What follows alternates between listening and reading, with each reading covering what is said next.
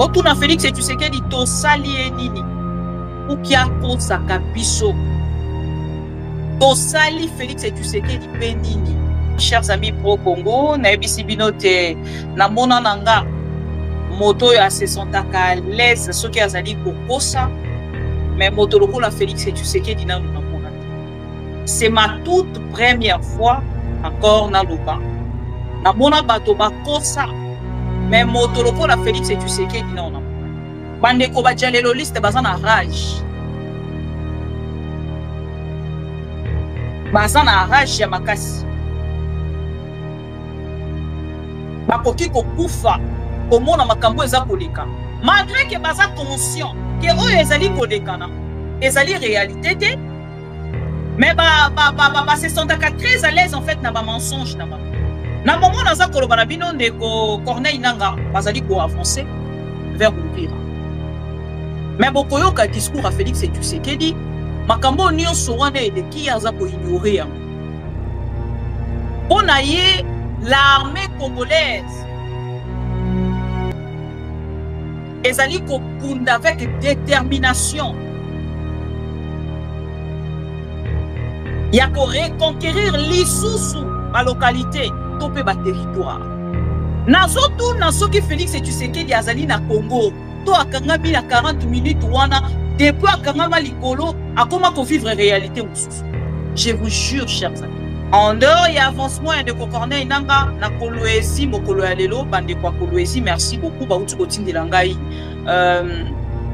ba vidéo alerte totale agitation totale et na Uvira et na Kolwezi et pourtant bazana de musika. Ça vous coûte quoi de dire la vérité au peuple congolais? Ça vous coûte quoi de dire la vérité au peuple congolais pour que se préparer, pour que quoi ya na kati ya embuscade te, pour que quoi ya na kati ya ba bombe te. Ça vous coûte quoi ces messieurs? Comment vous pouvez la monter ma bé à ce point? On me bibi son na escarmouche, lisez sur mes lèvres. Depuis to banda kotanga sur tes lèvres, to son na kaka mensonge sur mensonge. On me bibi son na attitude belliqueuse. Oh, ce qui comportement belliqueux. On me bibi son partout. Na paix des braves au memi biso à partir ya Goma donc oki ko toucher Kigali wana au memi biso olongo lobi oko toucher ce qui Kagame depuis la chambre nae akola la lisusu na ndako. Qu'est-ce que au salité nini au salité nini au lobité messieurs nini au lobité fuite ya ba wazalendo na Uvira baza kosenga alerte bande kona bango balongwa ba famille na bango balongwa baza kosenga lisungi na bato na bango po ba famille na bango balongwa bakende Kalebi. Un comédien tout fait. Félix aza makasi na comédie. Donc ce qui est apesi solution te na Congo lelo lobi alobaki ba congolais bango poko batelema babunda pona mboka lelo komi kosenga Congo yango moko et s'élever et bunda. Donc Congo otala te basala yo makambo baza kosala yo telema bunda. Donc Congo etie ye lokola soit disant président de la République Congo wana lelo yango moko telema et sala bisala. Et qu'est-ce que vous foutez là-bas? Bon longwa bino nyonso na Congo lokola Congo ye moko esengeli ya telema pour qu'il sala nyonso otika Congo ye moko telema sala nyonso. Le monsieur est perdu. Nazo tout na soki Félix Tshisekedi deux pieds na yeza sur terre. Il est coupé de la réalité du pays. Coupé. Ande konanga. Awa nazolo banabino ke una urgent. Bitumbeza pour avancer. Ba wazalendo bana ba ande konabiso ba FRDC baza ko continuer ko sala o ba bengi repli stratégique. Mais le discours à Félix Tshisekedi na yoki likambo ya repli stratégique ta tokokaki ko imaginer nyonso. Mwana Félix Tshisekedi, mwana papa Etienne Tshisekedi azala soba. Mais pas à ce point. Et la culture du mensonge est en train de gagner du terrain. On ment comme on respire au Congo. On ment pour couvrir ses propres inerties. On ment pour couvrir son incompétence et parfois pour justifier son irresponsabilité. La défense n'a état-major général et renforcer front ya Uvira te pour koma penza nde suka ya bitumba soki Uvira kwei nakanisi dans 3-4 mikolo baokozala na Kolwezi 1-2 semaines baokozala na Mbushima 1-2 semaines baokozala na Kenge et puis bakoti wana Kisasa. Eux mususu bakanisaka nazolo bakaka pona maseke eza maseke te eza solo biso toza lukula Ukraine face à la Russie toza lukula Gaza face à Israël biso eza bitumba na Rwanda bamindele basala ngulu kwende Israël ya sous région ya Grand Lac tokopima tango tokozala sikolo na exil ndoto kubanda komitala nani azalaki ministre nana azalaki PDG nana azalaki premier ministre ou premier ministre tokolela mai ya miso des fois na mikosa kana lobaka miso ya mai non mai ya miso tokolela mai ya miso en exil botuna batu bahutu na j'ai dit que Félix Tshisekedi est un intolérant. C'est la raison pour laquelle il a fait arrêter M. Kabound à cause de ses opinions politiques. Et l'intolérance de Félix Tshisekedi se justifie par son niveau d'études.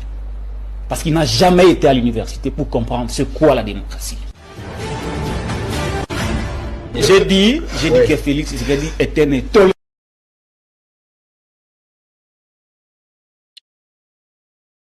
Bandeko Balanti ya Maman Bibi Mbote, est-ce que vous allez bien? Bajaleloliste, vous allez bienvenue. Tobandi semaine moko, vraiment, na évité ce qui n'a pas eu pour l'obanini, mais bon. La Pessibino, merci pour la fidélité, confiance au renouveler la Ranabiso, ma mission TV, le miroir du monde, le lot Tozongi Lisusu, pour Keto solo là ensemble, na Abino, Likambo et Talibongo. Discours, il y a Félix et Tshisekedi Bisika Zali Kolela, Nangambo ya Assemblée nationale, devant 2 chambres, il y a Parlement, chers amis pro-Congo, na Ebisibino te, na Mona Nanga, moto ya se sentaka à l'aise, ce qui a Zali Kokosa, mais Motoloko la Félix et Tshisekedi na nous c'est ma toute première fois encore na loba. Na mona bato ba kosa, mais Motoloko la Félix et Tshisekedi na mona. Bande ko soki bolandi discours oyo elongo nanga, soki bolandi discours oyo lolenge moko nanga, s'il vous plaît. To banda émission ezali très important. Na kosenga na bande ko nyonso comme d'hab. Lelo semaine et bandi déjà bonne semaine na bino nyonso. Bonne semaine na bandeko ba memara biso pena na motema, bandeko bazalaka wana pona biso pona bino. Tolobaka tozali liso na bino esika information ezali lito ina bino makolo na bino kokita en temps réel et lelo bozali et belé de partout kolanda biso lelo tozali le 8 décembre 2025. Botuna Félix et Tshisekedi to sali enini. Ukia kosaka biso tosali Félix et Tshisekedi penini na tuna kibino déjà lobby nini Félix et Tshisekedi akoya koloba na biso lelo ya malunga. Chers amis, na discours à Félix et Tshisekedi esika moko te na moni Félix et Tshisekedi lokola moto azali ko vivre sur terre lokola biso. Mais avant na commenter pour permettre nga na mbela mai et bino pe pendant 7 ans pour liker vidéo et nache la bino 2 vidéos seulement et puis to banda émission na biso na lingi bino mingi tokutani tout à l'heure. Bienvenue. Ma mission TV, c'est la télévision des pro-Congo. C'est la plateforme de tous les patriotes avec les infos à temps réel. Vérifié, vérifiable, sans trucage avec Maman Bibi Kapinga. La maman de tous les pro-Congo.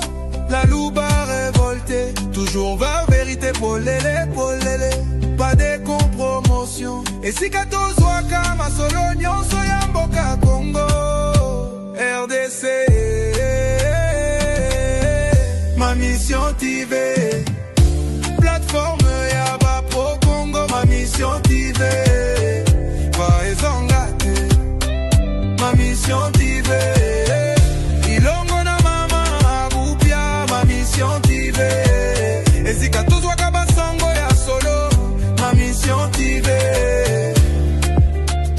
Mission na biso, bokango la mi ya Congo.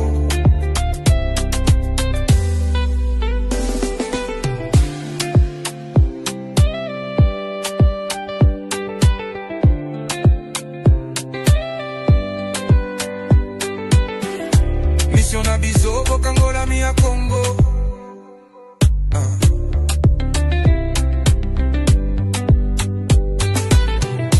Mission na biso, bokango la mi ya Congo.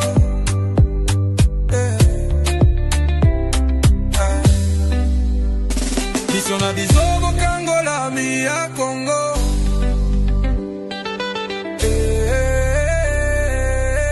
Ma mission TV. Plateforme ya ba pro Congo, ma mission TV.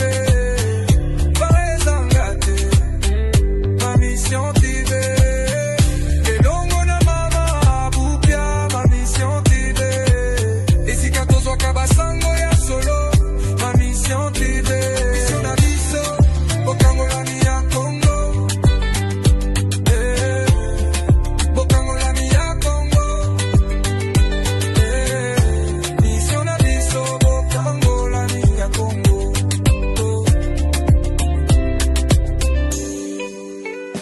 Mission na biso, bokango la mi ya Congo.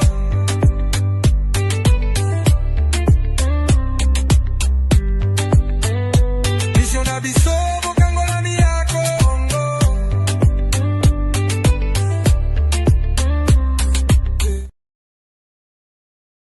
Bienvenue, fidèles téléspectateurs de ma mission TV, le miroir du monde, le rendez-vous au Tolobaki, Tokozonga, après discours, il y a Félix Tshisekedi, yango Tokutani lisusu lelo pour que to solo la ensemble na bino.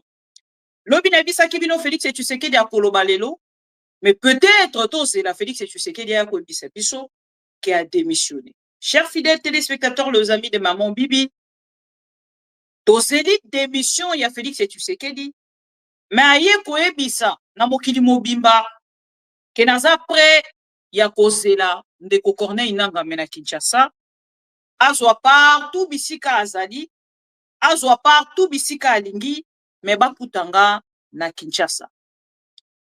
Ngana lobi ezali déclaration ya Félix Tshisekedi parce que la personne oya lobi lelo, c'est un petit mobutiste. Lelo Félix Tshisekedi na makambo nyonso alobi bandeko nanga eza moto aza ko vivre sur terre te, et surtout pas la terre congolaise. Ah, on a koloba na bino, chers amis, na landi Félix Tshisekedi na discours na ye du début à la fin na raté été na suivre Félix Tshisekedi de près du début jusqu'à la fin. C'était un monsieur face au dialéloliste. Pour les discours, na rozonanga minute mingite. Na kolinga mozo ba temps fort. Tokende ko décortiquer temps fort moko na moko, chers amis. Lokuta na lokuta. Kadiosha.com, un président de la République. Oyo a 8 ans na ye ya kokoma français na ye juste pour venir mentir encore une fois le peuple congolais. Aye kobete la biso réalité ya Allemagne d'Europe. Oyo asaleli biso discours ya mokolo lelo bandeko to like vidéo to partager s'il vous plaît. To like to partager s'il vous plaît, to like to partager. Discours au Félix Tshisekedi asali lelo eza Allemagne d'Afrique te. Eza Allemagne d'Europe. Eza moto moko on dirait extraterrestre.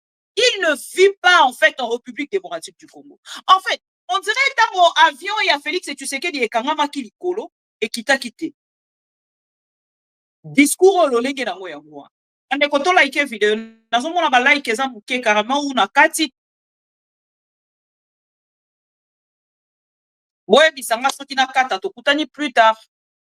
Nazo mona ba like eza muke boye bi ke ba like to zakana yango besoin on a protéger ba émission na biso. bandeko bajaleloliste baza na rage. Baza na rage ya makasi. Bakoki kokufa komona makambo eza kolekana. Malgré que baza conscient que oyo ezali kolekana, ezali réalité te, mais se sentaka très à l'aise en fait na ba mensonge na bango. Na moment naza koloba na bino ndeko Corneille Nangaa bazali ko avancer vers Uvira. Mais bokoyoka discours à Félix Tshisekedi, makambo nyonso wana eleki aza ko ignorer yango. Pona ye l'armée congolaise ezali ko punda avec détermination. Ya ko reconquérir lisusu ba localité topé ba territoire. Nazo tout na soki Félix Tshisekedi azali na Congo to akangami na 40 minutes wana depuis akangama likolo akoma ko vivre réalité mususu. Je vous jure chers amis. Tokolandaye quand même. On ne peut rien. Tokolandaye parce que ba image ya sange ana koloba na bino ndeko Corneille Nangaa za ko avancer ba uti kolongwa na bazali ko avancer balongwe bazwi mboka ya sange bazali ko contrôler yango siko totalement balongwe ko contrôler mboka ya sange pardon bamboka yango bakombo eza mwa makasi bokolimbisanga yango na lingi botikela nga temps na kotankela bino awa na ye juste pour na discours mais une information pour na bino en dehors ya avancement de Corneille Nangaa na Kolwezi mokolo ya lelo bande kwa Kolwezi merci beaucoup ba uti kotindela ngai ba vidéo alerte totale agitation totale et na Uvira et na Kolwezi et pourtant bazana no musika ba avion ezali bongo ko survoler espace mopimba ya Kolwezi. Toyebisaki bino ke kuna nde ezali esika motema ya Félix Tshisekedi evandi. Nayebisi bino même que pendant que situation oyo peuple congolais nyonso azali kosimba motema pona kotala bandeko na biso bazokufa bango bazofete na Kolwezi. Babengisi ba Naza, babengisi ba Keblak, babengisi ba artiste musicien ebele, ba Jibe Mpiana bazalaki kuna, ba Fally Ipupa c'est le seul artiste au akeite. Alors tout landaye moto ya beteli biso masolo ezali na réalité au biso to yebite to koyoka e pour une fois surtout pour na makambo etali est ya république to bandina no wana après to kozo mosusu après pour que na commenter. La première vidéo ya Félix Tshisekedi onga na lingi na proposer bino ezali oyo parce que oyo aza kolobela pena makambo réalité au Félix Tshisekedi a lobby en fait commentaire discours à Félix Tshisekedi sur la situation ya est ya république a lobby lokola Trump bomoni tango Trump azali kobeta lisolo ye azokanzaki azoloba lisolo ya République démocratique du Congo mboka moko babandi ko papa na machette ça fait 30 ans nzoka azoloba la République démocratique du Congo te. Donc awa pena Félix Tshisekedi abimi lokola Trump azobeta masolo oyo ye ayebite bokolanda à travers cette vidéo. Face à cette agression, notre légitime riposte a été à la fois militaire, institutionnelle et diplomatique. Sur le terrain, les forces armées de la République démocratique du Congo, appuyées par la police nationale, les services de sécurité ainsi que les patriotes Wazalendo, ont opposé une résistance farouche à l'agresseur ainsi qu'à ses supplétifs. Elles ont contenu plusieurs offensives majeures de l'ennemi, stabilisé des axes vitaux, sécurisé des agglomérations stratégiques et protégé des corridors humanitaires. Dans des conditions logistiques, opérationnelles et humaines souvent extrêmement difficiles, nos forces ont démontré un courage et un patriotisme qui forcent le respect et l'admiration. Permettez-moi, avant de poursuivre, de m'incliner. Voilà. Chers amis, lobi na bisa kibino ke ndeko Corneille Nangaa azui Luvungi. Azui Kamanyola. Azui lelo bako confirmer biso ke ndeko Corneille nanga uti kozwa sange. Azui bamboka mu ebele. Bozela. Awa ndeko na biso Steve Wembe akutaki kotangela biso lisusu mboka moko ba uti kozwa awa. Alingaki na pesa bino yango kaka na deuxième partie mais bozela na pesa bino yango siko. Mais votre président de la République azobeta masolo mususu. Bozela. Il y a une information, tac, tac, tac, il y a 6 minutes. Ouvira depuis 18 heures, un certain nombre de membres Ouazalendo en provenance de Sangue se sont répandus à Kilubula sur l'avenue Maendeleo où habite le docteur Doudou Miref, qui est à la fois le modérateur du conseil de Ouazalendo et les coordonnateurs basés à Ouvira. Les Ouazalendo demandent que leur famille prenne le premier bateau pour être conduite à Kalemi. Voilà. Awa, Félix Tshisekedi asa kolobala biso ni. Félix Tshisekedi asa kotalisa biso une réalité o kaka ye moko azali ko maîtriser. Azopesa biso réalité moko oyo ye moko kaka yebi. Déjà bazopesa biso information 6 minutes. Il y a 6 minutes passées. 6 minutes passées, baza kotalisa biso depuis 18 heures. Il y a lelo. Juste après discours, il y a Félix Tshisekedi. Les Ouazalendo, oyo Félix Tshisekedi a outi kokumisa. Oyo a outi ko féliciter. Oyo ye aza kozongisa armée nationale le Sima. On a kokumisa les Ouazalendo, les civils. Un président de la République qui manque. Je ne sais pas, chers amis. Je ne sais pas. Je ne sais pas si parce qu'Azali civil, Nazali comment dirait a commis une rancune contre le militaire, Aza comment on dirait que le militaire dans un problème naïe, je ne sais pas. Malokuta moko Félix Tshisekedi asali na discours, chers amis. Botika pardon. Botika pardon. Félix Tshisekedi asali malokuta moko impossible. Boyo kasiko le Ouazalendo oh ye moko alobi. Oyoka toko bandelango micro tola ba générique ebele hein. Oyoka. Face à cette agression, notre légitime riposte a été à la fois militaire, institutionnelle et diplomatique. Sur le terrain, les forces armées de la République démocratique du Congo, appuyées par la police nationale, les services de sécurité ainsi que les patriotes Ouazalendo, ont opposé une résistance farouche à l'agresseur ainsi qu'à... Résistance farouche à l'agresseur. Le Ouazalendo, M. Félix Tshisekedi, résistance farouche à l'agresseur. Yoka Siko et Loko Félix Tshisekedi. Urgent. Ouvira depuis 18 heures. Un certain nombre de membres Ouazalendo en provenance de Sangue, parce que Sangue est quoi, Félix Tshisekedi, résistance farouche, yoke loko. Mais ces résistances farouches, yoke loko. Tolomwena paix des braves, ok, une résistance farouche.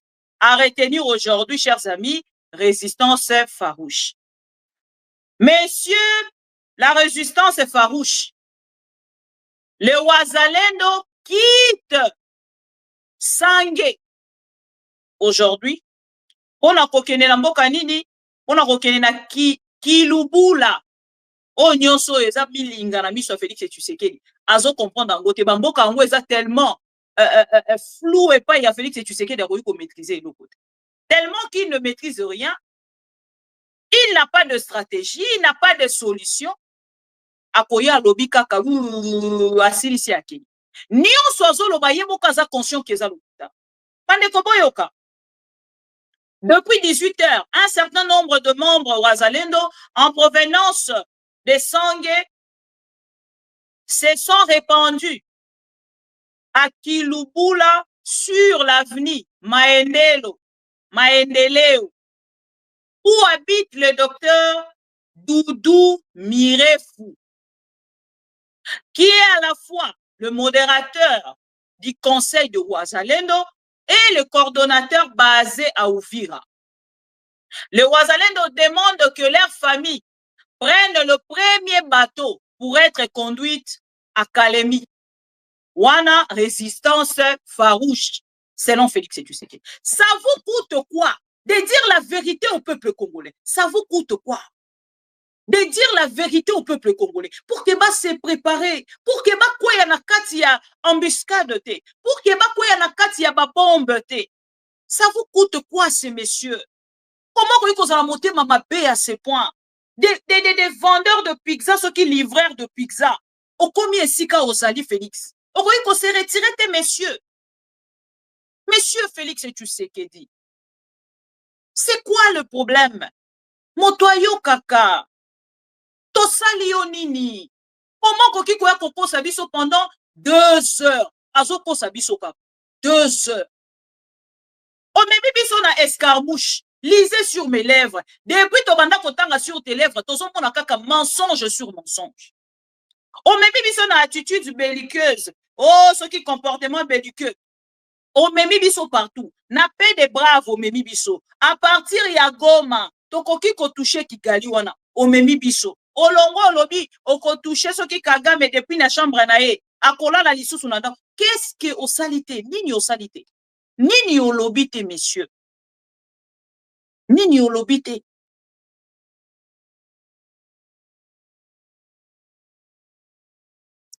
Bolanda ye de près. Et loko esepeli singa. Nasuka ayeko sala ayeko pesa verset biblique moko wana. Et na verset biblique wana lobi, les ténèbres ne régnera plus. Le ténèbre ne régnera plus. Voilà. Sikoyo,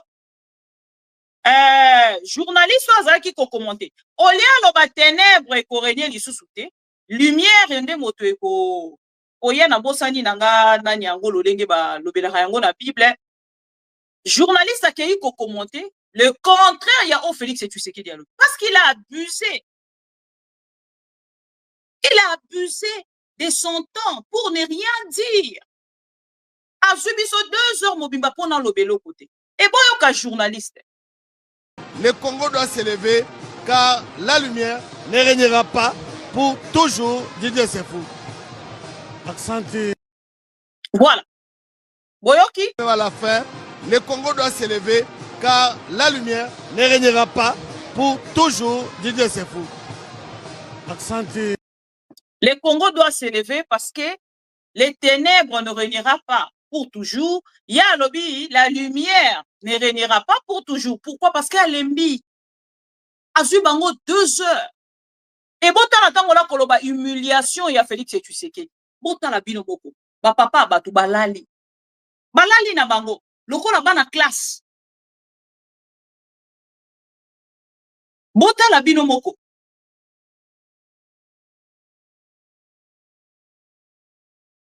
Bota la bino moko ba papa batu balali na bango. Lokola bana classe.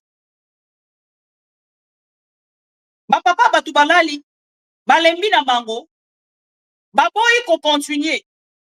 Batiki Félix Tshisekedi aza koloba lokola moto aliboma et bango balali. Bango balali. Bozo komona. Pourquoi balali? Parce que balembi. Bakokai ko vanda na ngambo na bango te bayokaka un monsieur comme Félix Tshisekedi avec une tête vide. Pour ça, les bango discours moko ya moulaï pendant 2h30. On appelle ça bango et l'autre côté. Discours eza ko continuer, chers amis. Boyoka Félix Tshisekedi. Le Congo doit s'élever car la lumière ne régnera pas pour toujours. Didier Sefou. Accentué. Voilà. Face à cette agression, notre légitime riposte a été à la fois militaire, des embouteillages devenus monstres. Oh, embouteillage, c'est côté. C'est dans cet esprit que je réaffirme devant vous et devant la nation ma détermination indéfectible à continuer à servir la République démocratique du Congo, à protéger l'intégrité de son territoire, à défendre la dignité de son peuple et à ouvrir pour nos enfants un avenir de paix et d'espérance. Je voudrais, pour conclure, adresser cette prière à toute la nation congolaise. Les ténèbres ne régneront pas toujours.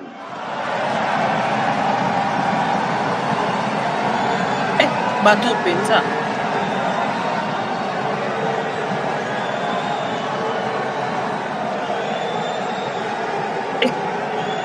Baloka Bango. Je disais,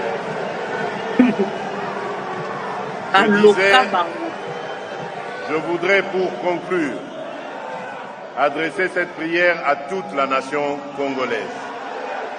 Les ténèbres ne régneront pas toujours.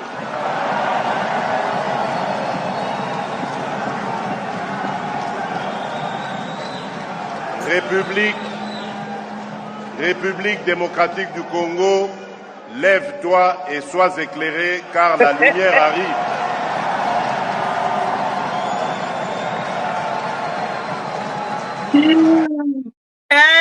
Seigneur Jésus, c'est le comédien national Félix Tshisekedi. Les ténèbres ne régneront pas toujours, selon Félix Tshisekedi. Et Nasuka Asilisi alobi le Congo, lève-toi, sokinini tout ça. Mande konanga, moto azo kamba Congo, azana stratégie te, akei na bisaki bino auti na de la moindre escarmouche à la diplomatie agissante, à la diplomatie spirituelle. Bakomi ko compter na ba homme de Dieu, oyo ba bondelaka, pembeni ya trompe. Si Félix Tshisekedi aki États-Unis, bake ko luka batu wana. Mais il semble que bamona ki était. Un comédien tout fait. Félix aza makasi na comédie. Donc ce qui est apesi solution te na Congo, lelo lobi alobaki ba congolais, bango moko ba telema, ba bunda pona mboka. Lelo komi ko senga Congo yango moko et se lever et bunda. Donc Congo kotala te basala yo makambo baza kosala yo telema bunda. Donc Congo o etie ye lokola soi-disant président de la République, Congo wana lelo yango moko etelema et sala bisala. Et qu'est-ce que vous foutez là-bas? Bon, le Wabino nyonso na Congo, lokola Congo ye moko esengeli atelema pour qu'il y a sala nyonso, otika Congo ye moko atelema sala nyonso. Le monsieur est perdu. Ndeko moko a commenté ki ndeko set kikuni. Alobi ndenge azali komone on dirait discours à Souka ya Félix Tshisekedi yango. Je pense qu'il a totalement raison. Pour le la ténèbre. Déjà lelo bandeko nanga. Botela lolenge population congolaise aza kokufa. Si il faut to la ténèbre de l'eau, nani azali ténèbre ya République démocratique du Congo le. Boye pisang. Moto akosala discours sans qu'on se tenir compte ya réalité aux populations aza ko vivre. Boye bisanga. Congolais vandi tellement na ba émotion parce qu'aza komona Félix Tshisekedi akoloba. Ba telemi baza ko beta maboko. Ino nyonso bokoti na ba vidéo. Naba obolalaki, naba obolandaki total discours ya Félix Tshisekedi na totalité na yango bobima. Na 2h20, soki 2h30 wana bobima. Tokola kisabino ba image na bino. Na ya mokolona ndenge bolalaki, peut-être kolobaki nga na yebaki na nga déjà que pouvoir ya Félix Tshisekedi esili yango na lalaki. Tokotuna na biso na bino. Parce que ce n'est pas du tout normal. Ce n'est pas du tout normal. Na yoki discours à Félix Tshisekedi bande ko ba vidéo eze belé à bâton fort. Eze belé à bâton fort. Toko soa. Wana to suis oh. C'est et en solidarité. C'est dans cet esprit que je réaffirme devant vous et devant la nation ma détermination indéfectible à continuer à servir la République démocratique du Congo à protéger l'intégrité de son territoire, à défendre la dignité de son peuple et à ouvrir pour nos enfants un avenir de paix et d'espérance. Je voudrais, pour conclure, adresser cette prière. Nous poursuivrons en parallèle la modernisation de nos aéroports, Gemena, Kikwit, Mwanda, Chikapa, Matadi, Bumba, Lisala, ainsi que Kolwezi.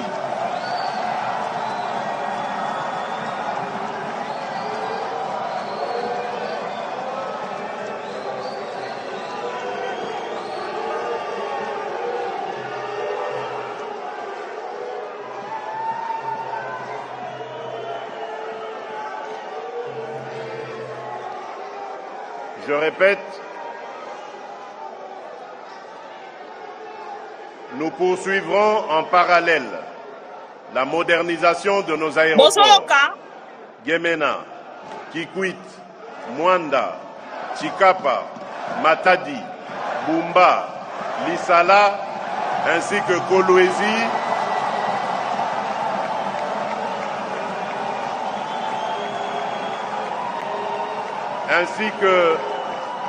ainsi que Kolwezi, Bunia, Kananga, Kalemi, Lubumbashi et Kinshasa, Njili.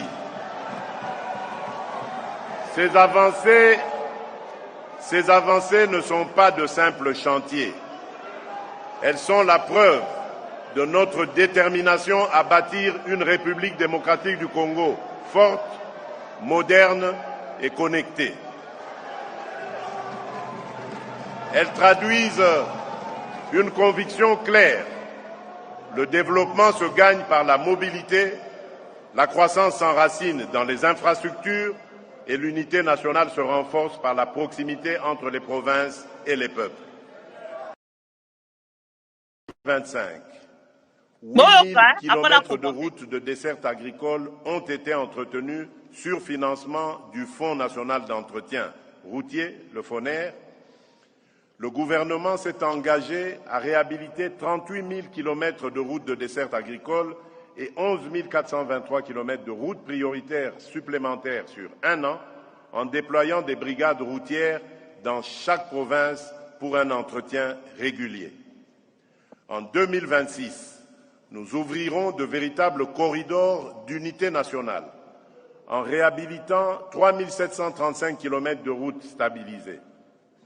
Ainsi, sur la RN1, 115 km seront réalisés entre Chikapa et la frontière angolaise.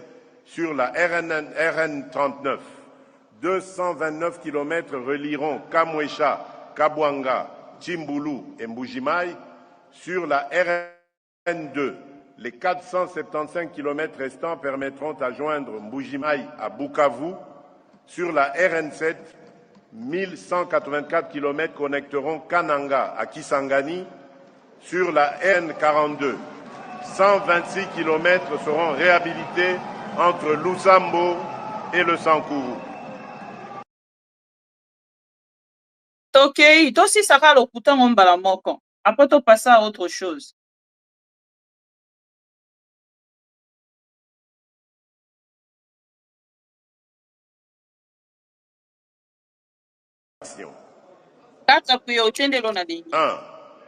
Obtenir le retrait total et vérifiable de toute force armée étrangère opérant sur notre territoire,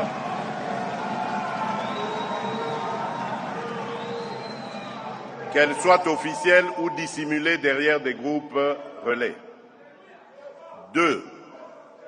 Couper les circuits financiers et logistiques de la violence en éradiquant l'exploitation illicite de l'or, du coltan, du cobalt et d'autres ressources.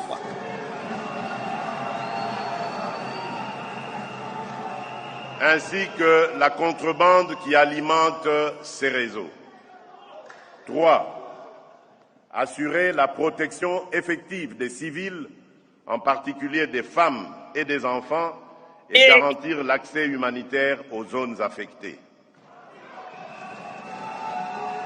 Et enfin, 4, quatrième priorité, ancrer la paix dans la durée en combinant fermeté sécuritaire, relance du développement local et démarche de réconciliation au plus près des réalités de chaque.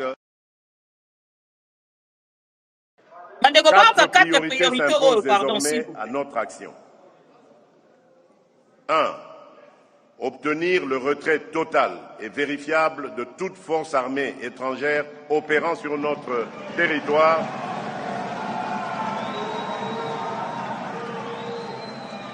qu'elle soit officielle ou dissimulée derrière des groupes relais. 2. Couper les circuits financiers et logistiques de la violence en éradiquant l'exploitation illicite de l'or, du coltan, du cobalt et d'autres ressources,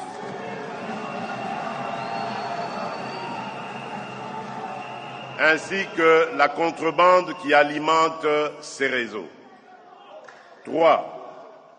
Assurer la protection effective des civils, en particulier des femmes et des enfants, et garantir l'accès humanitaire aux zones affectées.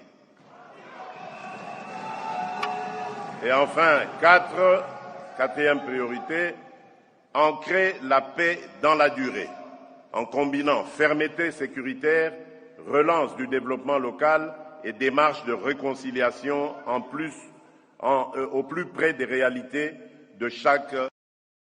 Voilà. Mandekolanga Félix Tshisekedi na Assemblée nationale. Pardon, Rosela. Attends, ce qui vidéo sur ici. Consolider la gratuité de l'enseignement primaire. Ah, on a besoin après. Tous en ont parti Est, pardon. Tous en ont au Italie sécurité. Tous ceux qui n'ont pas. Là, commenté car na ebisi bino ke naza pressé parce que makambo Est eza penza likolo tension eza tellement likolo lelo tolobi kuna tokoki koyoka ndeko Corneille nanga komi na Uvira awa na momo tozali koloba déjà bazali kotalisa fuite ya bawazalendo na Uvira baza kosenga alerte bandeko na bango balongwa bafamille na bango balongwa baza kosenga lisungi na bato na bango po bafamille na bango balongwa bakende Kalemi. Boyo Kasiko awa Félix Tshisekedi alobi population congolaise et ça la confiance a renouveler confiance parce que awa ezali quand même ezali eloko enquête ezali congrès bisika basangisi deux chambres ya parlement pour na koya ko solola na discours ya état de la nation. Siko na discours ya état de la nation Ola ya kopesa biso vérité pe réalité ya oyo population congolaise aza ko vivre ayeli biso mensonge. Chers amis, deux chambres ya parlement esangani na ba diplomate o bazalaki comme ba invité pour na koya kaka kolanda ba mensonge. Soki oyo ki Félix Tshisekedi na koloba na ye ozombi tout na soki Félix Tshisekedi aza na ko. Nazotourna na soki Félix Tshisekedi deux pieds naïe sur terre. Il est coupé de la réalité du pays. Coupé. Mandeko nanga. Awa nazolo banabino ke una urgent. Bitumbeza ko avancer. Ba wazalendo na bandeko na biso ba FRDC baza ko continuer ko sala o babengi repli stratégique. Mais le discours à Félix Tshisekedi na yo ki likambo ya repli stratégique eta. Mandeko nanga. Moso tolali lelo na butu lobi na tongo toyoki Uvira ekwe. Parce que pendant que biso tozo kolala bango baza ko continuer objectif. Résistance farouche à l'adversaire. Chers amis, c'est quoi ces discours, Félix? Tosali onini. Ndenge toza koloba awa naza kotuna na moni asali semblant na kati ya discours o to telema 1 minute de silence pour na ba mort. Mais bande konanga. Un jour ya pamba pour na ko décréter deuil national. Félix Tshisekedi ne le fait pas. Mais bota la likambo akoka mwatata oyo soki nani aloka ye aye lelo na kati ya discours azali kolobela makambo alobi likambo ya résistance farouche asuki wanate. Et ça, si comme Félix Tshisekedi a lobby, la République démocratique du Congo aujourd'hui, elle allait respecter. Elle allait 30 quelques secondes. Voilà. À lobby, la République démocratique du Congo aujourd'hui, elle allait respecter partout au monde. Et là, Tibilamba ya sika, il y a respect diplomatique. Mande konanga. Je ne sais pas ce que Félix Tshisekedi azoye ba makambo azoluba ou pas. Toyebi ke na part na biso kende ki ko signer accord. Mais tango azongi, et singila ki to mona réalité na yango sur terrain et pe ça ba effet. Boye bisanga. Ba effet o epesi na kati ya accord o Félix Tshisekedi ya usi ko signer. Na oyo ya Doha, na ebisa ki bino ke na Doha ba bengana kibango. Soki tozo ko loba bino makambo o kaka pe biso. Toyebisa kibino na Doha ba bengana kibango balobi pardon makamna bino ekende zonga tokokite biso tolingaka bato baza conscient bayebi makambo baza kosala po toyeba soki tokoki kotraite na bango ya bino tokokuka lisusu te boke boyebisanga Félix Tshisekedi makambo azolu azwi yango wapi biso na bino tozo vivre réalité sur terrain bagangaki awa balobi ke guerre esili. Mais yeyo na kati ya discours na ye lelo azolela. Tina suka ya discours na ye. Et si aleka ki likambo etali situation sécuritaire. Azongeli yango lisusu na katikati. Azongeli yango lisusu na suka ya discours. Après 2 heures. Tina suka na yango ake na verset biblique. Yo jalelo liste ozo ko comprendre ka ilo côté. Hein? Boye bisanga. Oyo Félix Tshisekedi aza komona wana. Bachelie ba lunette otolataka na basal. Oyebi na salle moko ya jeu tokendaka. Soki olati ba lunette 4-2. Donc Félix osala discours na 4-2 na misu. Oyebi lunette ya 4-2. Nani ayebi lunette à 4-2 wana. Ezala 3D. Soki 3D, soki 4-2. Je ne sais pas, peut-être nazo kokenda à côté hein. Na nani akosunganga lunette wana tolataka ozomo okoti na kati ya voiture ovandi esika moko ozomona ozokumba ozomona banzela ya ezaka nini 3D hein? Voilà. Félix azosalela biso discours alati ba lunette ya 3-2 alati ba lunette à 3-2 makambo ye azomona ngo ka ye moko azokende na volant na ye azopesa biso réalité moko oh même bato bafandi wana baza koyeba te soki makambo aza kolobeza réel. Chers amis, Félix azomona ba autoroute azomona ba avion likolo amoni aéroport moko tarmac nango na ba avion ya sika sika. Chers amis, Félix abenga bango ba pantin abenga bango ba marionnette, abenga bango ba rigolo, abenga bango ba bandi, abenga bango ba terroriste. Et lelo, Yewana aza perdu. Le même monsieur, oya keiti et pas ya trompe. Lelo amati na tribune, alobake non, ndenge ezali boye, kuna tozo ko sala déjà tozo ko restaurer.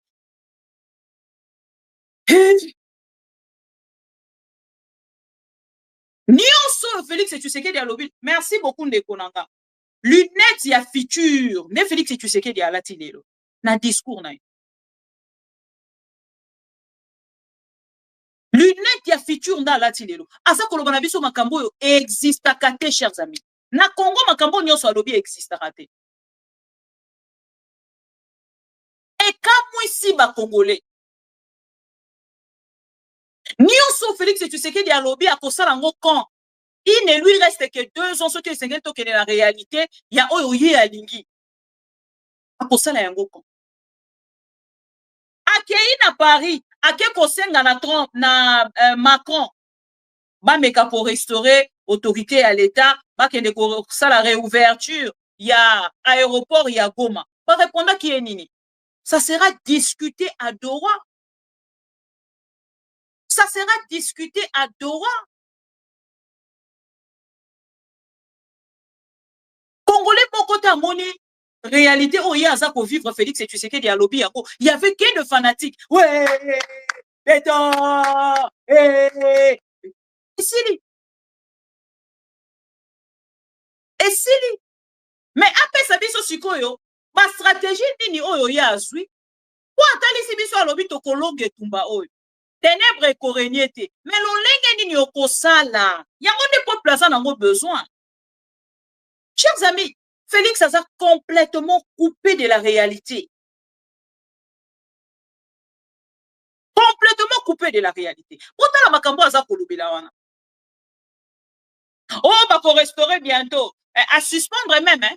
Exploitation, y a ba minéré na biso na partie est ya République. Bisika nyonso Corneille nangaza ko kamba. Akei ko suspendre.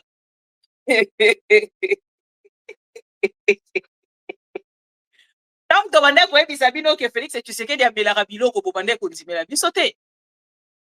Lelo ko uta na États-Unis d'Amérique kozonga la Kinshasa bino moko bo constater. Tellement mesana kobima. Ce qui a un discours pour akobima très tard. Bon, moni na États-Unis abima ki 11 heures.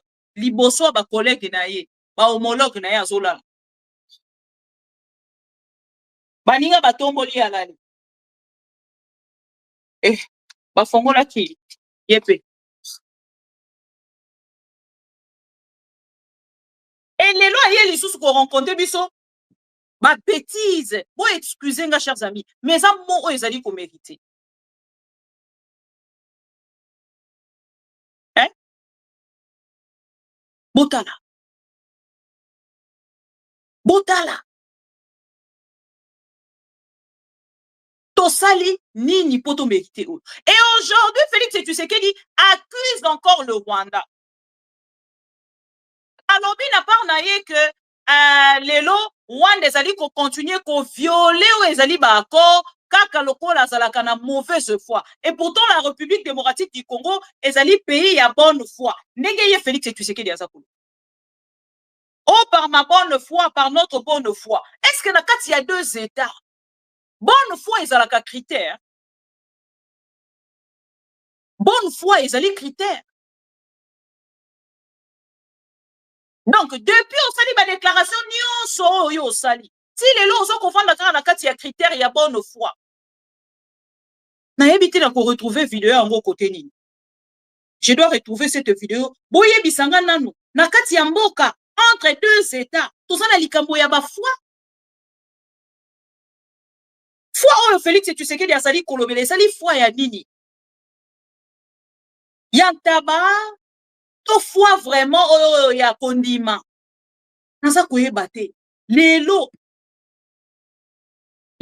na esika otokomi. Donc bonne foi nde mema ki Félix Tshisekedi na États-Unis d'Amérique. Bonne foi nde uti ko chesa ye signature ba bisika nyoso uti ko signer. Bonne foi azali kolobeza ya nini? Ya soso, ya moano. Bonne foi ngo ya nini? Posez la question à ces messieurs s'il vous plaît. Posez la question à ces messieurs. Tokokaki ko imaginer nyonso. Moi, na Félix et tu sais, moi, na papa Etienne, tu sais qu'il y a à la zoba. Mais pas à ce point. Hein? Oh, il y a un moïsa, puis quoi, il y a bonne foi. Dans ce qui bonne foi, t'es. Dès qu'il n'a pas bossé, on a bonne foi. Hein? Boye bisanga bande konanga. Bonne foi. Et les lots aux ongles, ils sont. Na likambo ko accuser le Rwanda. Na ebisa kibino Félix a toujours des discours. Félix a toujours des discours. Azalaka na discours moko. Lelo ayaki po aningisa. Yaza kokanisa soki aya aningisi lolenge wana et le peuple congolais a kotikala na kati ya koningisa na ye wana. Non monsieur. Le peuple congolais ça comprendre kozali comédien. Basali ko accompagner yo na comédie na yo. Na animation na yo. Mais pas comme président de la République. Pas ça qu'on considérait le président de la République était. Parce qu'un président de la République a reçu la carte na kolela kalelate. Félix kaka kolela, yazaka kolela, basalingai, ba kenangai, ba Non, chers amis. Tozokende wapi? Est-ce que c'est vraiment un président de la République? Pour nani ko kisabiso so niveau. Azoko linga kotalisa kengane na zambote mamalamu, omoni ngai, nga kutuna na. Est-ce que c'est le temps? Na moment où tozali ouvrir réseau kweya. L'un de ces quatre matés ouvrir et kweya. Ya avandika nga nazala kananga motema malamu, ndenge nazali boye, na ndenge bozali komonela nga nazaka na problème te. Félix, tu sais que ton pouvoir est fini, messieurs. Oyo ozoko linga ko reconnaître te ezali soni oyo ozwi. Na tolo oyo mitutaki. Boma ne tombera pas. Ça, je vous le rassure. Ça, je peux vous le rassurer. Voilà. Boma ne tombera pas. Moussapi Mikolo, eza komona na lisusu te, hein.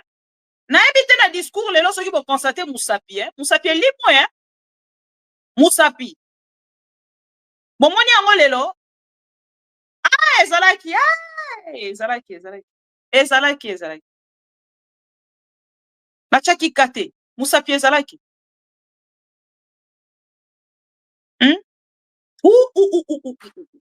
Ane kona vandi na landi Félix et Tshisekedi. Nathalie, na Monique, le monsieur était vraiment dans l'espace, avec au plané. Réalité où ils ont passé sur terrain, il n'est pas zongi pena na début à Félix et Tshisekedi, je n'étais pas au courant. Lelo pena na Félix et Tshisekedi à lobby, à zongi sibiso na je n'étais pas au courant. Je n'étais pas informé. Lelo tozongi na je n'étais pas au courant, je n'étais pas informé. Onion soit lobby, ils allaient loin la réalité au peuple congolais à palper sur terrain. Banekoto koufeli ba congolais. Quand il parle de mort, il ne parle que de mort. Il y a ici qu'affrontement, il y a AFC M23 na ba soldat ya par décès. Mais bongo lobby, chers amis, na sangue lobby. Il y a eu affrontement entre nos FRDC et les Wazalendo. Bandeko nyonso lobi na tindela kibino ba vidéo. Bomoni lolenge bandeko ba kufi wana eza ba morte. Entre Wazalendo na FRDC ba kufi eza ba morte. Soki ezali na bisika oyo ndeko Corneille Nangaa aza kokamba wana nde eza ba mort. Ba bomi ba Congolais.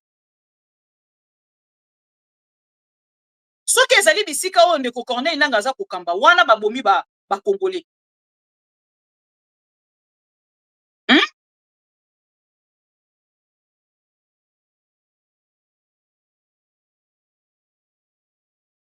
Voilà.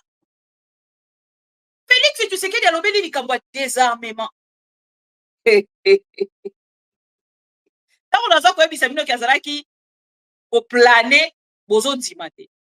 Donc nano kutu osikali na ko respecter te oyo ezalaki protocole d'accord na bino bosignaki pona ceux qui accord cadre boutaki ko signer ebimiselaki bino 8 protocole bosilisila ko respecter yango te. Il parle déjà na likambo des engagements militaires, désarmement. Il y a AFC M20. Mais moi, mobile, ça a un problème dans Moutou. Ah, tu sais que du Kossi là, non, babé, hein? Kossi là, non, babé, hein?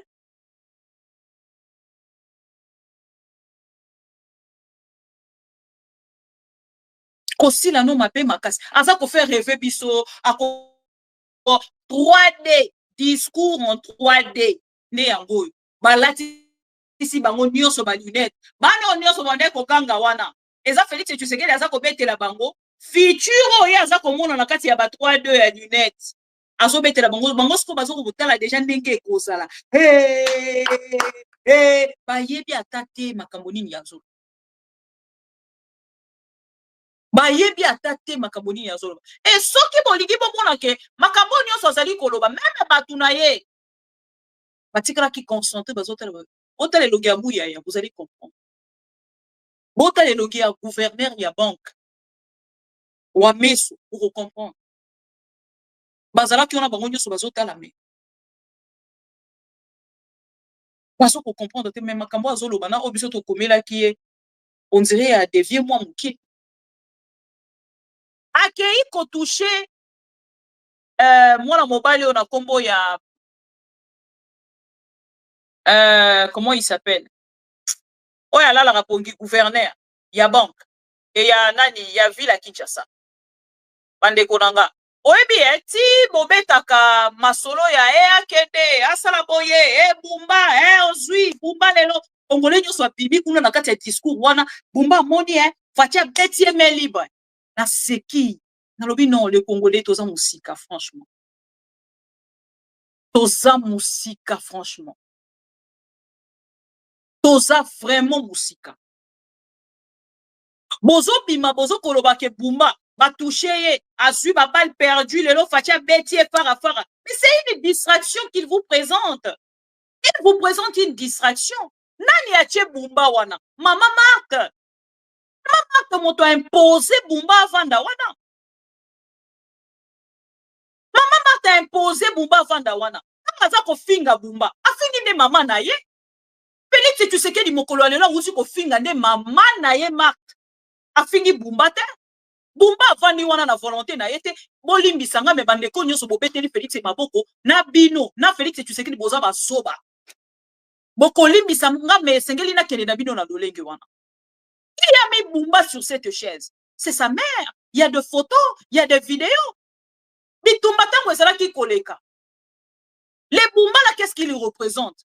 Aza ko représenter l'autre côté, bazali na majorité, bazali na nyonso. Ce qui Félix Tshisekedi alingi Bumba te akobenga président et assemblée provinciale. Boko isa Bumba. Bumba kende kuno okokende kaka lokola kosala théâtre et puis après bakwe issue. C'est tout. C'est tout. Na Félix Tshisekedi na bato yo nyonso bokangi na rotiela bino vidéo po bota la rediffusion na bino boza basoba boza bato bwana mitute cerveau na bino botika ki yango liposo ya palais du peuple boza mayele te.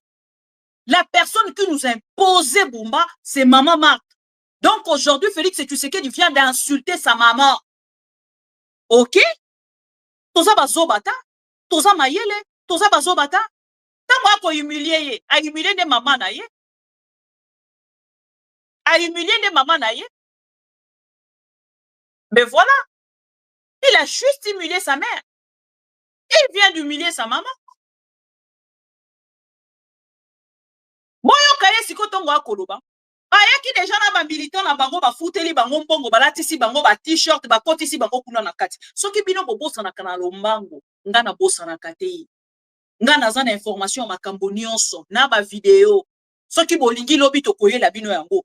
Tango bakenda ki pa mama Marthe. Pona mama Marthe alobi candidat na biso yeyo. Mama Marthe tomboli alobi candidat na biso yeyo. Candidat na biso yeyo. Bazui na ba photo ya mama Marthe. Ya papa Etienne Tshisekedi. Ya Bumba.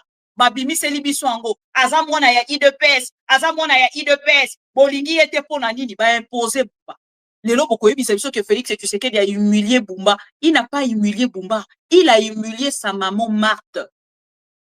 Parce que c'est elle qui a imposé Bumba. Na ville province à Kinshasa. Mbongo oyo Bumba bazali kobimisa. Pour que na kati ya République démocratique du Congo, particulièrement à Kinshasa, va assainir la ville de Kinshasa. Pour l'assainissement de la ville à Kinshasa, Maman Marthe azali kozwa yango. 70% qui est pas Maman Marthe. Bapesa Bumba 90 millions. Otu na ye ekenda wapi? 90 millions. Ekenda wapi? Maman Marthe moto azwa. Maman Marthe moto azwa yango. Botu na Bumba 90 millions. Azwa ekenda wapi? Maman Marthe moto azwa yango. Je disais à Kinshasa, je ne peux ignorer l'une des épreuves les plus visibles du quotidien. Des embouteillages devenus monstres. Ils épuisent nos familles, freinent la productivité, renchérissent le coût de la vie et affectent l'image même de notre capitale. Cette situation n'est plus une simple gêne urbaine. Elle est un défi national de gouvernance. La capitale ne peut continuer à grandir sans une planification et un pilotage à la hauteur de son poids démographique et économique.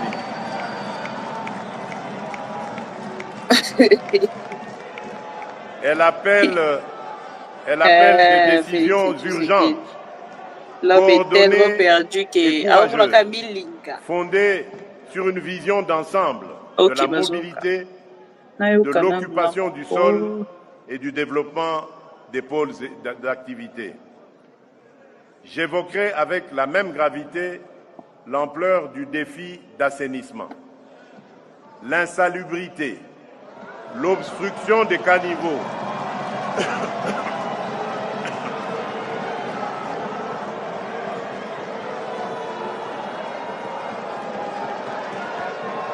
Mawa, allez avant de la c'est des commissions. Azola la na écoute. Sur une vision d'ensemble de la mobilité, de l'occupation du sol et du développement des pôles d'activité. J'évoquerai avec la même gravité l'ampleur du défi d'assainissement, l'insalubrité, l'obstruction des caniveaux,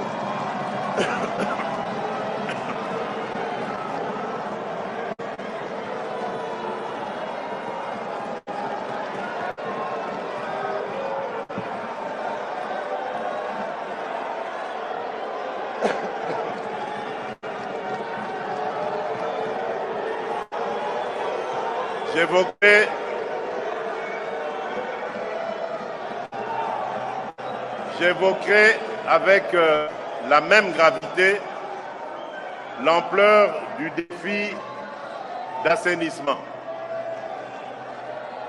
l'insalubrité,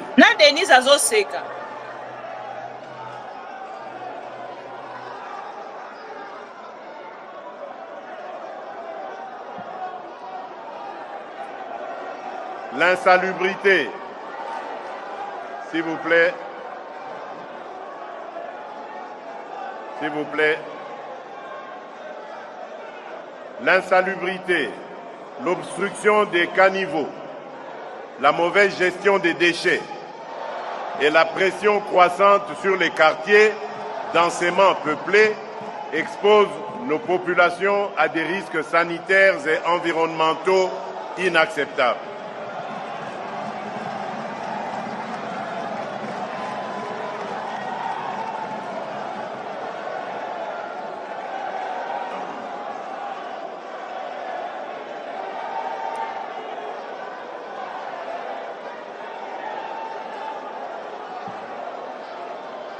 Nous devons moderniser la chaîne d'assainissement, clarifier les responsabilités des acteurs publics et privés, encourager une mobilisation citoyenne durable et instaurer une tolérance zéro contre les pratiques qui dégradent nos quartiers et menacent la santé publique. C'est dans cet esprit que s'inscrivent les décisions structurantes engagées pour désengorger, réorganiser et mieux planifier Kinshasa, tout en préparant la modernisation de nos grandes villes. Ainsi, le projet d'extension de la ville vers la cité industrielle de Maluku sur 430 km², dont une première phase de 75 km² entrera en exécution dès le premier trimestre 2026. Sur 5 ans, il prévoit la construction de 1200 usines, dont 160 dès 2026, afin de décongestionner la capitale, créer des emplois, améliorer la desserte en eau et en électricité et organiser plus efficacement la gestion urbaine. Ce projet répond à une exigence de bon sens. Repenser l'espace de croissance de Kinshasa pour restaurer la fluidité, la sécurité et la dignité de la vie urbaine. En parallèle, le guichet unique de délivrance des permis de construire, GUPEC, expérimenté à Kinshasa, sera déployé dans plusieurs grandes villes, Lubumbashi, Kolwezi, Matadi, Kananga, Kisangani, Mbandaka, afin d'encadrer l'urbanisation, lutter contre le désordre foncier et sécuriser les investissements immobiliers conformément aux exigences du nouveau code de l'urbanisme et de la construction. Notre ambition. Voilà. Regardez maintenant Félix. Quand il parle contre les autres, comment Azalaka heureux? Secteur naïe, gouverneur y a vu la Kinshasa, et aussi batté. Mais tozui yetoche, aza minime. Situation naïe, aza minime. Tozui siko yo président numéro 1 de la République. Situation sécuritaire. Pour ceux qui moquent kokamba maezali na pété, yo moko lobaka, ceux qui opesi kimia na STT c'est que échoué. Tu as échoué plus que Bumba. Mais tu sais que tu toroki ko comparer yo na Bumba te. Na yo na Bumba boza ba libungu tulu me yo za libungu tulu ya munene lokwa moto na yo koleka. Bumba yo na Bumba boza na forme ya mitu presque ndenge moko. Mais yo zali libungu tulu numéro 00. Okoki ko se comparer na Bumba te parce que tant que kolanda na kati ya tribune oyo lelo toza ko constater que na congrès oyo yaki lelo pona kosala nini pona ko humilier no Bumba bato ba seka bato ba beta maboko lokola bato ya Kinshasa bazali wana bato ya Kinshasa bazali wana bakobetela yo maboko bakokota na ba émotion et tout babosani mbala moko po kongola bosana kana minute obosanisa bango kendanga za ko avancer osui Bumba otie na mesa yo kati Bumba lelo tango akomi na ndako na ya azobeta lisolo ni na mwasi na alors tala vieux oyo ye moko uti Washington kuna ye lelo côté ba memeli biso loko moko na bazobenga ngo partenariat stratégique entre la République démocratique du Congo et l'autre là et les États-Unis d'Amérique nani ni nakati mémorandum des intentions projet ya futur car balati si biso lunette ya projet futur toyebi mukolo ko bandate toyebi mukolo ko sala mate mbongo combien bakopesa quand toyebi te Denis Enyaki orafongoli bino ba asoseka ba vandi lokwa batu ba osala théâtre to koyebisa bino que c'est un comédien bon respecter biso bon ndimela biso to koloba na bino makambo na nzela na Félix Tshisekedi na Bumba bango nyonso mapungu tulu mais libungu tulu ya ba libungu tulu nde Félix Tshisekedi nde Félix Tshisekedi mais voilà la situation sécuritaire Yamboka na moment où tozo kolobeza complexe un président de la République arokai koya sale la biso ba 2h30 tout ça on a 2h30 nini oui et ça discours sur l'état de la nation moyebi que situation est ça complexe actuellement okoya aujourd'hui l'essentiel au pesibiso na nyonso yo moko zo kolobo yebi ko koloba 100% lokuta papa okopesa biso kimia te okopesa biso kimia te Félix ayaka kaka ko se plaindre ayaka kaka ko se victimiser démon sorcier siko botu na Félix Tshisekedi na nyonso ya lobi ayebisi congolais nini akosala nini pour qu'il a trouvé solution Rwanda oyo tozo kofinga alongo États-Unis d'Amérique azongi epai na ye na contrat ya 228 millions na secteur ya santé financement ya 228 millions 228 millions s'il vous plaît na secteur ya santé biso tozongi na nini tozongi kana mémorandum ya ba intention tokosala tozongi na batoko tozongi na nini avant critiquer, avant tia lisapi na liso ya bumba, mi kotisa nanu na lisu na yo moko. Oye na nini?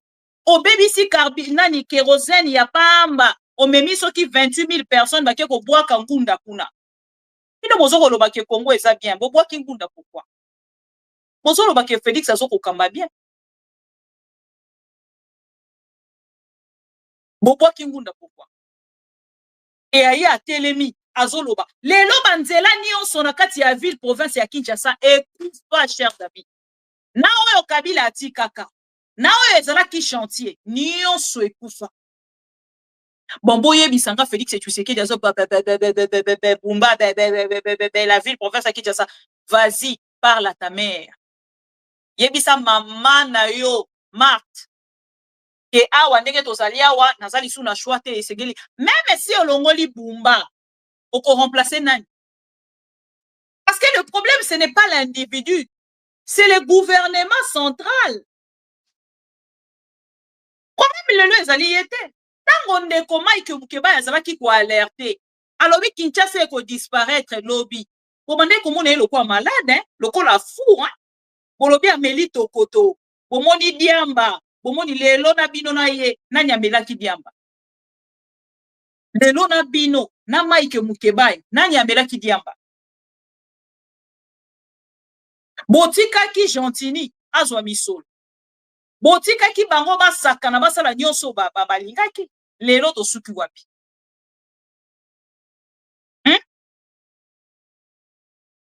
Lelo to suki wapi. To boye na accord de partenariat stratégique. Et même ni solution na est ya République, ni solution na Kinshasa kuna yomoko zolela, ni solution. Et awa Félix et Tshisekedi derrière du sou kokosa. Asuka na eka na makambo ba Corneille nanga te oto soko pona déjà réalité. A mema mi lisusu na kambo na likambo gratuité et enseignement. Nanu makambo bitumba silicité. Lokuta ya bitumba silicité. Ayena likambo ba enseignant. Olia pesa biso na évaluation. Il y a secteur moko na moko. Il y a au etali armée congolaise. Il y a au etali situation sécuritaire. Il y a République démocratique du Congo Mobimba pour ne pas parler seulement de l'Est de la République. Évaluation il y a Sali. Il y a 3D. Lunettes 3D. Voilà. Aye bisabiso ba troupe soki ougandaise. Ba yaki pona kosala soki track ya ba ADF dans une opération conjointe. Lolenge mokona oyo Rwanda eza kosenga. Félix Tshisekedi a soutenaki yango. Lelo ba komi wapi. Wana kobetela biso lisolo te. Les Ougandais sont sur notre sol. Ba yaka pona kotrake ba ADF. Te mokolo ya lelo. To komi wapi. Memela biso likambo ya dollar. Oh, dollar ekiti. Dollar ekiti. Sale na biso évaluation. Ya ba secteur moko. Obandi na este, okiti tina dollar. Tina nani na cuisine ya mama moko na moko.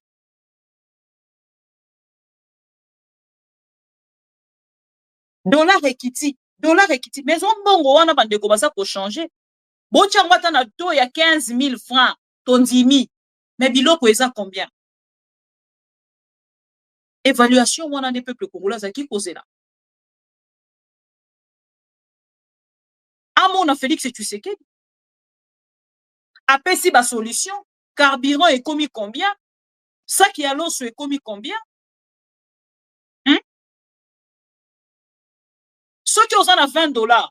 Est-ce qu'on peut faire carburant ça na cuisine? Ngana zaki na Kinshasa na bade ko sala wenze. Il y a $10 na che carburant et $10. Bato ba perdre pouvoir d'achat.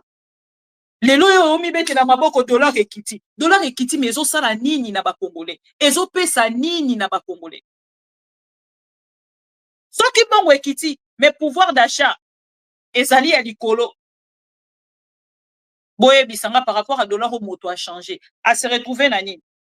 Baza ko se retrouver nani. Donc, Libumbu Toulou numéro 00, Félix et Tshisekedi. Voilà. Et à Souki Wanate, à Kei Koko, c'est là-bas enseignant. Ngana tout ni même gratuité et enseignement, moi, ezalaka kaka. Ezalaka côté ni. Boye bisanga, gratuité enseignement, ezalaka côté ni.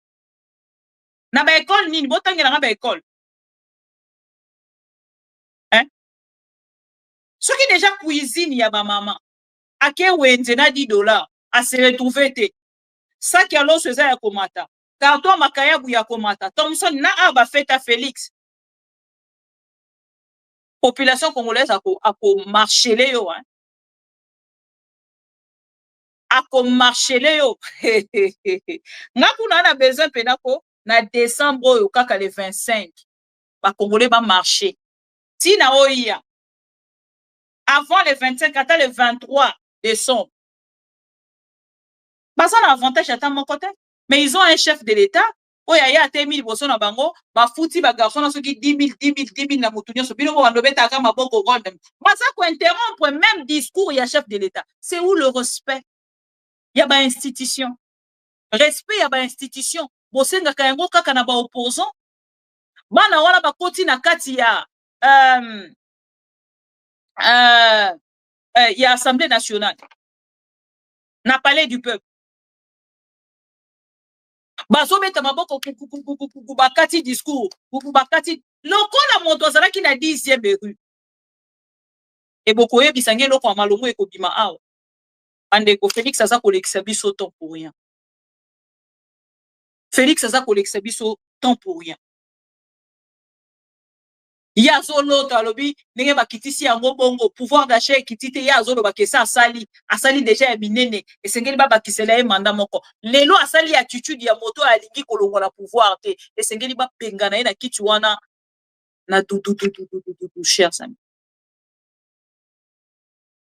et aye koko c'est la manne ko ebisa bino aye koko c'est la ba enseignant makam o baba kiseli bango salaire 100 000 francs.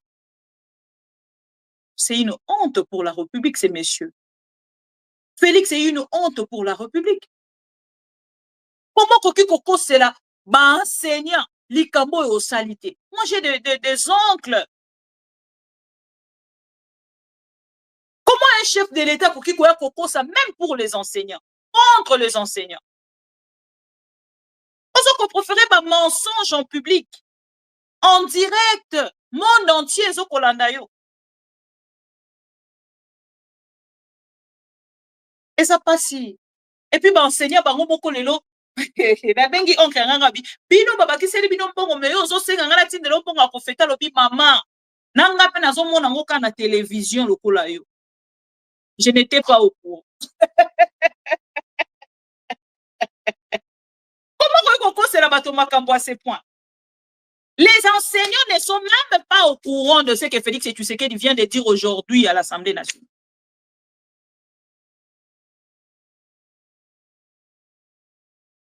Les enseignants ne sont pas du tout au courant. Bangonio Sobazaki surpris les loba Monica, oh, soi-disant votre chef de l'État, Azakolobake, Baba qui s'est dit bino bas salaire. Ba yebi à côté. Ba papa ya batou.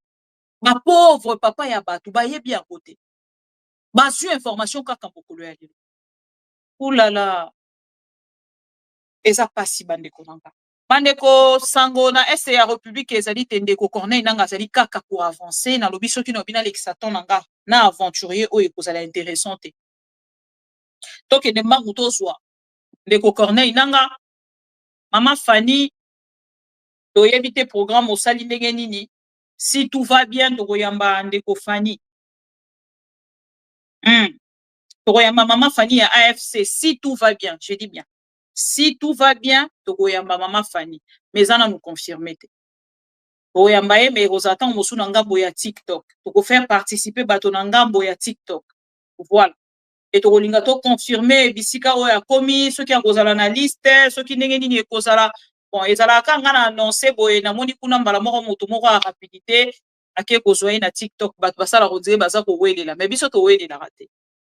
Mais aramingi mingi songa na annoncer na komona ke lobi pa moto mosusu ake kusala me oyo angezaka ya ngai ngala na lolenge na ngai ya kusalela lolenge na ngai ya komatola.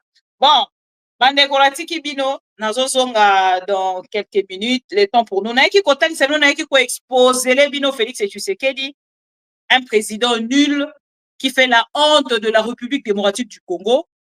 Oya bimi lelo na tribune ya congrès pona koya koyebisa biso makambo oyo ye moko azali komona na kati ya lunette ya 3D oyo peuple congolais azali ko vivre était en réalité oyo ye moko kaka azali nango na kati ya moto na ye aza ko partager yango na moto te. Même les enseignants bamoni yango kaka na kati ya lunette 3D, c'est-à-dire c'est des choses oyo ezali na kati ya moto ya Félix Tshisekedi qui ne partage qu'avec lui-même. Même maman Denise pas a suivi information maraboni. On va permettre à Kende nazonga plus tard. Est-ce que Félix Tshisekedi a dit Bitakwira? Parce que même Makambo Bitakwira a lobby.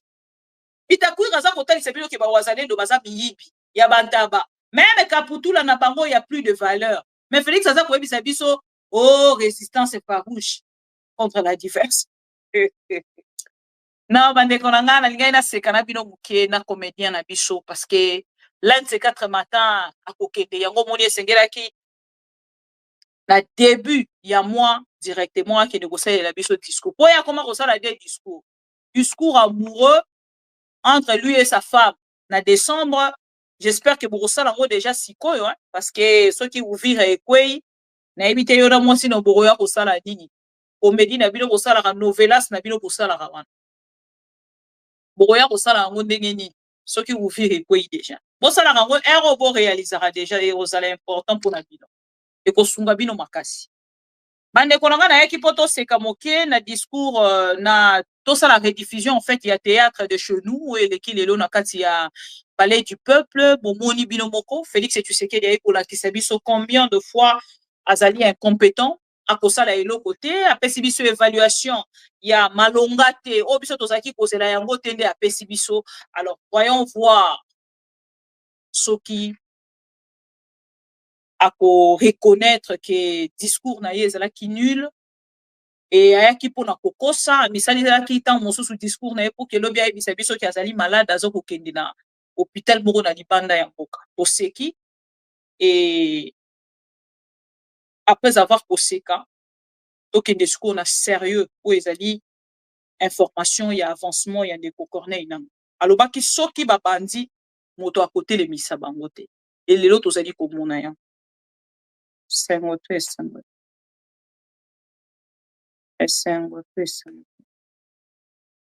Bolobini. Ndeko Corneille nanga komi wapi? Ndeko Corneille nanga komi wapi? Bozo tout dans sous question en ate hein.